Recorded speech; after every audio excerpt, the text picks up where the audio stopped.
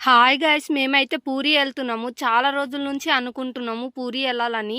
కానీ ఫైనల్‌గా ఈ రోజైతే కుదిరింది మాకు పూరీ ఎళ్ళడానికి. మా ఫ్యామిలీతోటయితే పూరీ ఎళ్ళిపోయాము.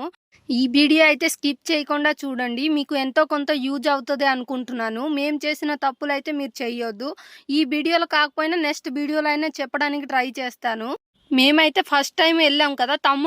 తమ్ముడు మా బావగారు ఎళ్ళొచ్చారు గానీ, ఆళ్ళైతే ఎక్కడ రూమ్ తీసుకోలేదు. మేము ఫస్ట్ టైమ్ రూమ్ తీసుకోవడంతోటి అక్కడే మోసపోయాం మేము ఫస్ట్. అక్కడ ఉన్న ఆటో వాళ్ళు చెప్పారు కదా అనేసి మేము రూమ్ తీసుకున్నాము. అక్కడి నుంచి 7 కిలోమీటర్, 8 కిలోమీటర్ మేమైతే తీసుకున్నాము. అదే పెద్ద తప్పు. మీరైతే ఆ తప్పు అయితే చెయ్యొద్దు. మీరు ఒకవేళ ట్రైన్‌కి రావాలనుకుంటే నైట్ జర్నీ ప్రిఫర్ చేయండి. నైట్ జర్నీ చేసుకుంటే మార్నింగ్ కల్లా మీరు ఉంటారు.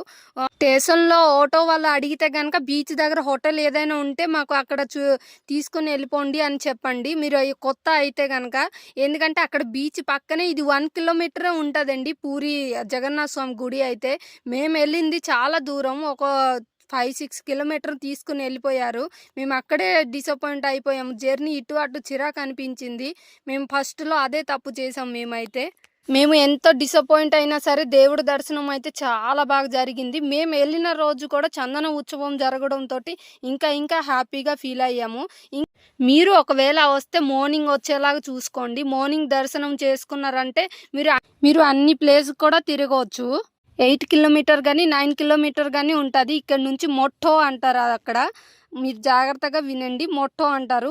ఇక్కడ నుంచి మీరు ఆ 2 ప్లేస్‌కెళ్లారంటే ఇంక మైమరిచిపోతారు. అంత బావుంటది ఆ ప్లేస్ 2 కూడా. నేను వీడియో కూడా తీశాను. లాంగ్ వీడియో గాని, షార్ట్ వీడియోలో గాని అప్‌లోడ్ చేస్తాను. ఈ వీడియో గనక ఒకవేళ నచ్చితే లైక్ అండ్ సబ్స్క్రైబ్ చేసుకోవడం అస్సలు మర్చిపోకండి. లైక్ అండ్ సబ్స్క్రైబ్ చేయడం వల్ల నాకెంతో సపోర్ట్ చేసినట్టు ఉంటది. నెక్స్ట్ డే మేమైతే ఎక్కడెక్కడికి వెళ్ళామో, ఏంటి చేసామో అన్నీ కూడా నెక్స్ట్ వీడియోలో వస్తది. ఈలోగా వీడియోని సబ్స్క్రైబ్ చేసుకొని లైక్ చేయండి. Bye guys.